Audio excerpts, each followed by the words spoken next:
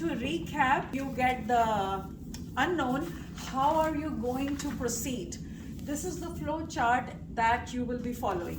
Okay, so this chart is for gram-positive bacteria, but you are going to use the similar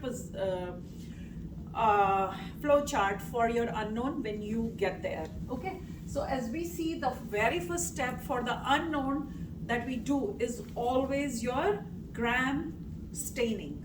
Once you perform gram staining, you either get gram negative bacteria or you get gram positive. So you have to rule out that this is your gram positive. Once you have gram positive, now you are in this side of the flow chart. Okay, so gram positive, yeah, that was gram staining. But now what is the shape of that organism?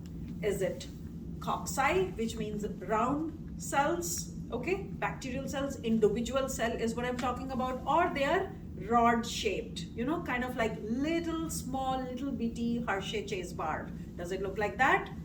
Okay, if your bacteria turns out to be that rods, okay, then you have something called bacillus, okay, and or it could be Clostridium, but it can be a endospore former. That will be your next check.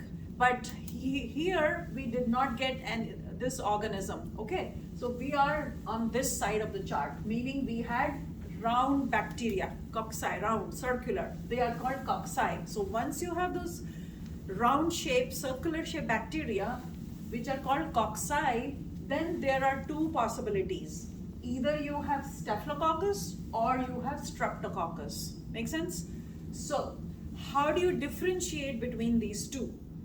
So the test that differentiates between them is a catalase test. So what happens in catalase test is the hydrogen peroxide gets broken down into water and oxygen.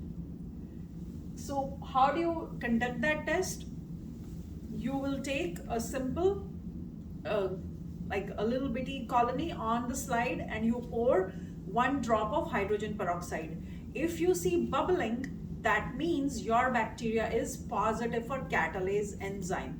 This is an enzyme that is produced to counteract the toxic hydrogen peroxide and converts it into non-toxic forms like water and oxygen.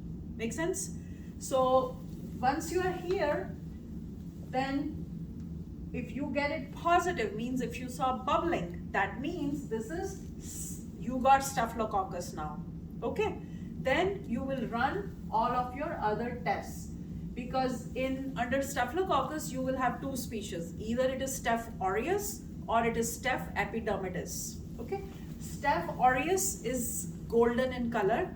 That you can tell from this plate, which is the SM10 plate. When bacteria, Staphylococcus is grown here, this media enhances the pigmentation of the Staph aureus. Okay, so that is why we use this media called SM10, because it has those extra nutrients and vitamins that enhances the golden pigmentation of Staphylococcus aureus. Make sense? Now, if you have Staph epi is not gonna show this golden color. Okay, that's how you can differentiate between Staph aureus and epi. Now, other test that can help you differentiate between Staph aureus and epi is the mannitol salt agar plate, which in short is called MSA, where M stands for mannitol, S stands for salt, and A stands for agar. Okay, so in this case, this is a selective and differential media to grow Staphylococcus. Why is it selective? Because it contains 7% sodium chloride. So only the bacterial species that loves higher salt concentration can grow on this. So that way, if you have Staph aureus as well as Staph epidermidis, both are going to show growth. But then how do you differentiate that this is Staph aureus and not epi? So the thing that helps you differentiate is the mannitol sugar that is present in this media. Make sense? So the mannitol sugar, the bacteria that is Staph aureus, it will use that mannitol sugar, and when it uses means it is going to metabolize or ferment that mannitol sugar. As a result of fermentation, carbon dioxide is produced, meaning the media turns acidic. And how do you figure out that this media is acidic? The reason here is you have another component in it that will help you decide that there is a pH indicator called phenol red in this. So when this plate shows that there is acidic condition created here as a result of fermentation, the phenol red becomes yellow. Okay, and now you can see there is a big yellow halo around the Staphylococcus colony. See that? That tells you, you can clearly see there is a big yellow halo. That tells you that in this area, wherever you have yellow, the bacteria was able to ferment the mannitol sugar and produced the acidic condition, which is shown by phenol red by turning into yellow. Wherever bacteria hasn't reduced the mannitol, you can see the pinkish color of the phenol red.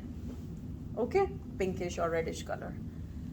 Now another selective media that was used for identification of Staphylococcus is the DNase agar. So in this media you have DNase, and that agar looks green in color because there is a dye called methyl green that is infused in this media.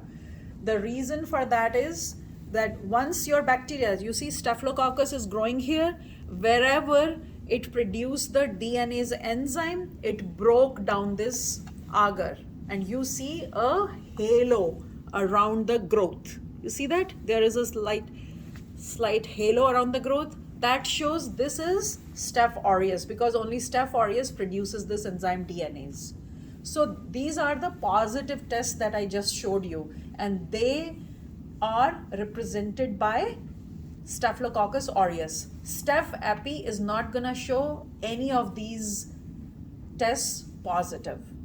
If you had Staph epi, you would not see the halo in DNase agar. Neither you will see this broken down mannitol sugar. Make sense? That's how you can differentiate between pathogenic and non-pathogenic Staphylococcus, wherein Staphylococcus aureus is considered pathogenic and Staph epi is the non-pathogenic form. Okay?